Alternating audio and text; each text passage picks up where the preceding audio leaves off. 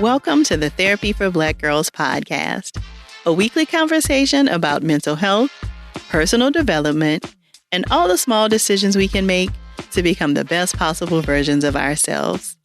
I'm your host, Dr. Joy Harden Bradford, a licensed psychologist in Atlanta, Georgia. For more information or to find a therapist in your area, visit our website at therapyforblackgirls.com. While I hope you love listening to and learning from the podcast, it is not meant to be a substitute for a relationship with a licensed mental health professional.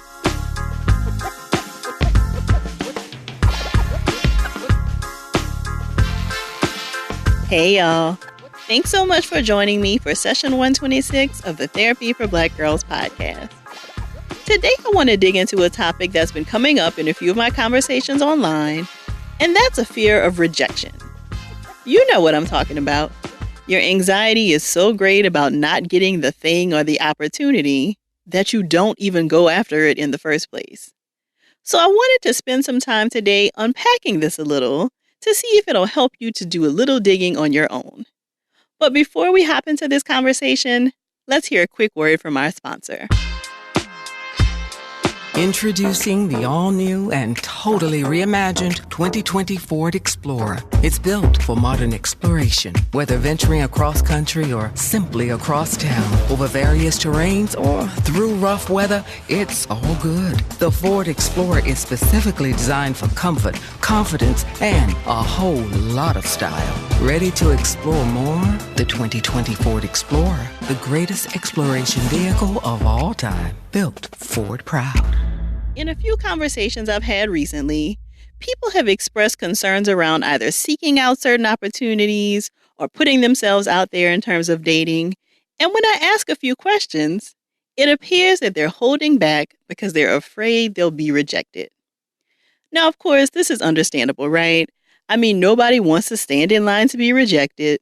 But I think it's also important to consider what we might be depriving ourselves of and the world of by not putting ourselves out there in certain situations. So if this is something that's popping up in your life, here are 5 questions I want you to consider. Number 1, what are you afraid will happen if you don't get this thing? For example, let's say you're considering applying for a promotion at your current workplace. What do you think will happen if you aren't selected for the promotion? Will you lose your current job? Will people think less of you?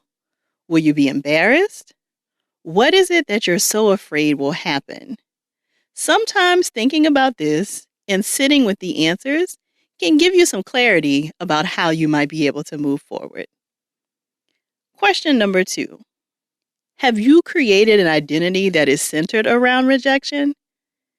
You were always picked last for the teams in grade school. You didn't get into your first choice for college. And the person you thought would be your person forever broke up with you. Sometimes when things happen repeatedly in our lives, we begin to over-identify with the circumstance and fold that into who we are. But your rejections or the things that haven't worked out for you aren't who you are. They're simply what has happened in your life. And in the same vein, we are also not defined by our wins and our accomplishments. Our worth is not determined by these things. They are merely the things that happen in our lives. Question number 3. Are you afraid of what will have to change if you actually aren't rejected? Sometimes our fear of rejection isn't rooted in feeling afraid that we won't get this thing that we want. Sometimes it's rooted in being afraid of what happens if we do get it. Will we get support from the people in our circle? Will we actually be able to perform in this new setting? How will we need to change to really welcome this new opportunity into our life? Sometimes, even when we say we want something different, we're not quite ready to make the adjustments that come with this something different. And sometimes that shows up looking like a fear of rejection. Question number 4. Is this something you really want? So this job looks great on paper. It comes with a substantial raise, a corner office, and a fancy title. But it also comes with longer work hours, more stress, and being responsible for a team. So, this hesitation you're experiencing in submitting your application, is it really a fear of rejection you're dealing with? Or is this your intuition gently nudging you to pay attention to your truest desires? Your desire to have more time to work on your creative writing, or to have a flexible schedule so you can travel more. Sometimes what looks like a fear of rejection is really an indication that this may not be the best move for you. And question number 5. Do you trust yourself? Do you trust that if you go for this thing and you aren't rejected, that you and your environment can rise to the occasion? And do you trust that if you are rejected, you have the resilience, support, and resources to feel the feelings of not getting this opportunity, but then rebound and figure out your next step? The truth for all of us is that we won't always come out on top. There will be some things we desperately want that we don't get, and a very important life skill to develop is figuring out how to process this part of our story without it becoming the entirety of our story. So, you let me know if any of these questions resonate with you.